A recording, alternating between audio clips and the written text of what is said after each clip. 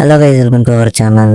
ఈ రోజు మన రివ్యూ వచ్చేసి మ్యాడ్ మ్యాక్స్ మ్యాడ్ 2 రివ్యూ అన్నమాట. కొత్తగా ఎవరైనా మన ఛానల్ చూస్తున్నట్టయితే తప్పకుండా సబ్స్క్రైబ్ చేసుకోండి. పక్కన ఉన్న బెల్ ఐకాన్ మాత్రం తప్పకుండా ప్రెస్ చేసుకోండి. మన ఛానల్లో ఉన్న మిగతా రివ్యూస్ కూడా చూసేయండి. నచ్చితే మాత్రం తప్పకుండా సబ్స్క్రైబ్ చేసుకోండి. నా పర్సనల్ ఒపీనియన్ అయితే నాకైతే నచ్చలేదు అంటే మరీ వరస్ట్ అని నా ఫీలింగ్ కాదు, యావరేజ్ అంతే.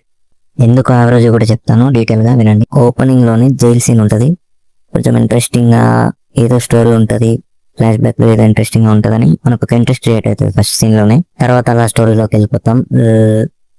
లడ్డు పెళ్లితో మనకి సినిమా స్టోరీ అయితే స్టార్ట్ అవుతుంది. లడ్డు అనే క్యారెక్టర్ పెళ్లితో. సినిమాలో లడ్డు అనే క్యారెక్టర్ చాలా బాగా డిజైన్ చేశారు.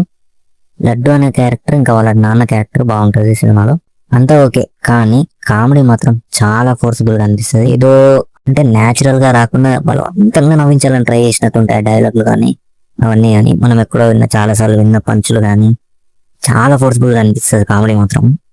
10 డైలాగులు ఉంటే ఒకటో రెండో డైలాగులు నవ్వుతాము, అంత ఫోర్స్ఫుల్. అంటే ఒక జాతిరత్నాలు టైప్ లో చేయాలనుకుంటారు. జాతిరత్నాలు అనే సినిమా అన్నిసార్లు వర్కౌట్ అవ్వదు, అందరికి వర్కౌట్ అవ్వదు. జాతిరత్నాలు మూవీలో ప్రతి క్యారెక్టర్ కానీ ప్రతి డైలాగ్ కానీ చాలా న్యాచురల్ గా, ఏదో ఫన్నీగా ఒక డైలాగ్ ఇట్లా వదిలేసినట్టు న్యాచురల్ గా ఉంటది. అంతేగాని బలవంతంగా ఇక్కడ ఒక డైలాగ్ పెట్టాలి, బలవంతంగా కామెడీ కోసం ఇరికించినట్టు ఎక్కడ కూడా అనిపించదు.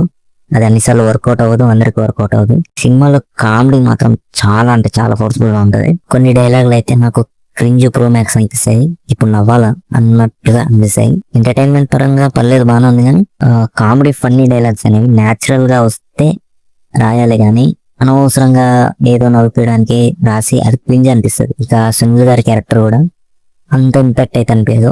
ఆయన క్యారెక్టర్ కూడా ఏదో సునీల్ గారిని తీసుకోవాలి, ఏదో రాయాలన్నా సరే అంత ఇంపాక్టింగ్ మనకు అనిపించదు. సెకండ్ హాఫ్ స్టార్టింగ్ లో బాగానే ఉంటది, మిడిల్ లో బోర్ వచ్చేస్తుంది మూవీ. ఇంకా బ్యాక్గ్రౌండ్ మ్యూజిక్ కూడా డిస్టర్బెన్స్ గా అనిపిస్తుంది. మళ్ళీ ఎంటర్టైన్మెంట్ పరంగా చూసుకుంటే ఎంటర్టైన్మెంట్ ఉంటది, కానీ ఏదో ఫుల్ నవ్వుకున్నాం, ఫుల్ ఎంజాయ్ చేసాం అన్నట్టుగా కాకుండా ఓకే, ఏదో నార్మల్ గా ఒక ఎంటర్టైన్మెంట్ మూవీ లాగా అనిపిస్తుంది. సినిమాలో క్యారెక్టర్లు కూడా 5 ఉంటాయి. మనకు మెయిన్లీ లడ్డు, మనోజ్, దామోదర్ ఈ 3 క్యారెక్టర్లనే ఎక్కువ చూపిస్తారు. ఆ డైలాగ్ కూడా ఎక్కువ 3 క్యారెక్టర్లు మాత్రమే ఉంటాయి. మిగతా క్యారెక్టర్లు చాలా సైలెంట్, అంటే మనకి ఉన్న ఒకటే లేకున్నా ఒకటే అన్న ఫీల్ అయితే వస్తుంటది.